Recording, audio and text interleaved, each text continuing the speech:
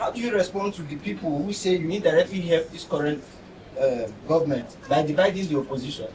What do you say about it? The reason I say this name is not to insult you, is that when you are talking about opposition, the opposition must define what they are opposed to. If the opposition is not opposed to corruption, it's not opposition. If the opposition is not opposed to election rigging, it's not opposition. If the opposition is the same people you were opposed to in 2023 and 2022, who you call the criminal, what do they call it?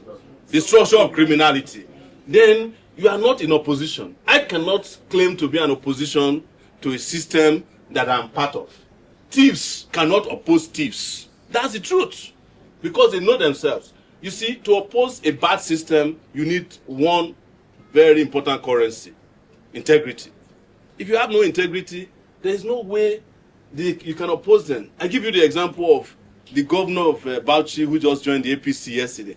People are saying that, oh, he got tired. No, they had his accountant general under trial, and he just took the advice of Oshiomhole that if you don't want problem with the ruling party, go and join them.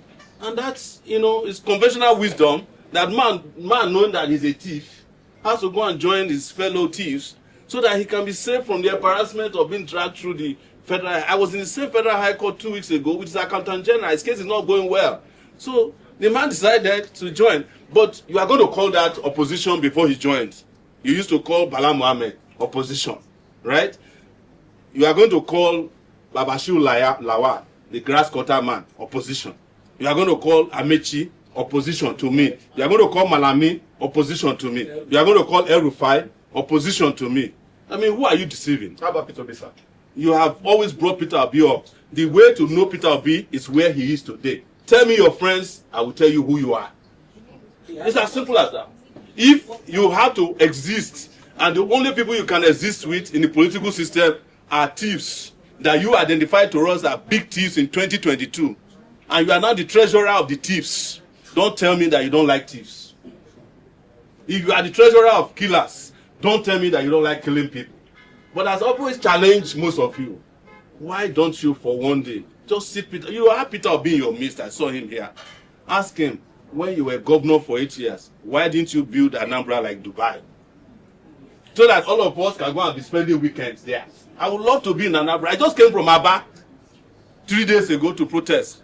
Some guy there, who is a member of the Labour Party, claims that he has transformed Aba. That's Alex Oti. You understand? But I went to Aba, some transformed, partly not transformed. I don't believe in half transformation. Because when you enter into Ariara Market, which is the biggest economic hub there, the place looks like Jurassic Park. But when you get to the main road, of course, there's some, but mine is total. And I'm just answering you truthfully, because some of you will come back later and say, well, we wish we listened to you when you told us the truth. And my nature is that I tell the truth, and when I'm done, I will leave. It's up to you to accept or reject my hypothesis. But my hypothesis about the ADC is that just look at the roll call. David Mark, who has just been removed as the leader of the APC and replaced with Tinubu's person. David Mark was the governor of Naija State when I was in secondary school, 1983 and 84 or so, under Buhari, when they were doing environmental sanitation. That Lagos just now reintroduced. That's why you know that people have no sense in government. What I'm trying to tell you is that you can't just tell yourself the truth. Do you want to keep recycling failure, or do you want to get rid of failure from your system and it might take a little longer, but we can put a system in place that makes this country compete with any country, if not in the USA or Europe, at least South Africa. At least South Africa. Okay. I must commend you for your consistency and for trying to see time. Thank you very much.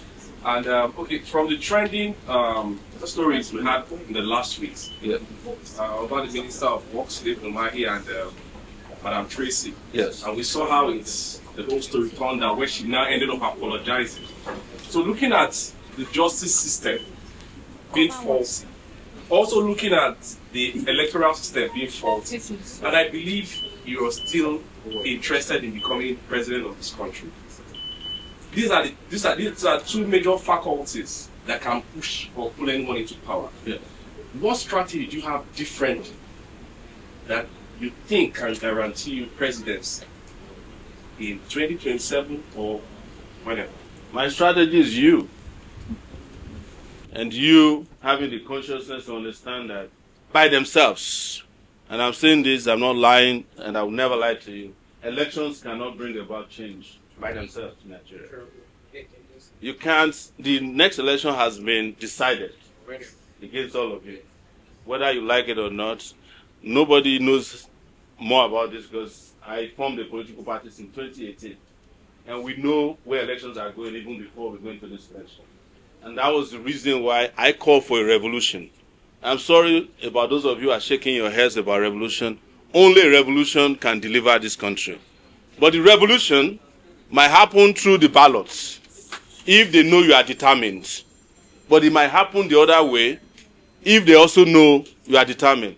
I have always said it, and I've been charged before a federal high court for treason, that I wanted to overthrow the government. I never deny it. Anybody who is not willing to overthrow the current system is mentally sick because the system is rigged against you. And as a result, my participation in elections, and I've said this for those who might have heard me several times, is not to win the elections alone. It's to keep telling you the flaws in the election so that you too can wake up and see what I see and try to do what I do. I believe that we have enough people in this country, young people, who can change the trajectory of this country, but they just have to say enough is enough. And by the next day, you have a different country. If you are still afraid that if you fight, you don't know how it will end, if you don't take the fight to them, they will take the fight to you. And it's happening already. Most of you already know that most of your cities are under siege. It just hasn't touched your house yet. If the kidnappers is not close to you, the bandit is close to you, or the terrorists is close to you. And the biggest terrorism group in Nigeria is the Nigerian government, at any rate. They will kill you at the slightest provocation or no provocation at all. If anyone is in doubt, those of you participated in NSAS, you know what they did. And nothing happened after that. But what I'm saying is that it has to be a combination of factors. If they are planning election, you can participate, but you don't need to participate. But you can decide and elect that you want to change your country. That in itself is an election. And that can happen in any form or shape possible. As Malcolm X said, by any means necessary. Thank you. And trust me, one last thing I'll say. If you guys think you are too fine, beautiful, not to do it, some other people will do it for you. It might just be that you might end up with your beauty in a refugee camp. And it is not a nice place to look pretty. So you better do it now in a very peaceful, well-organized way. Get these guys out of the way and have the breathing space and the oxygen to develop and prosper. That's all I ask for.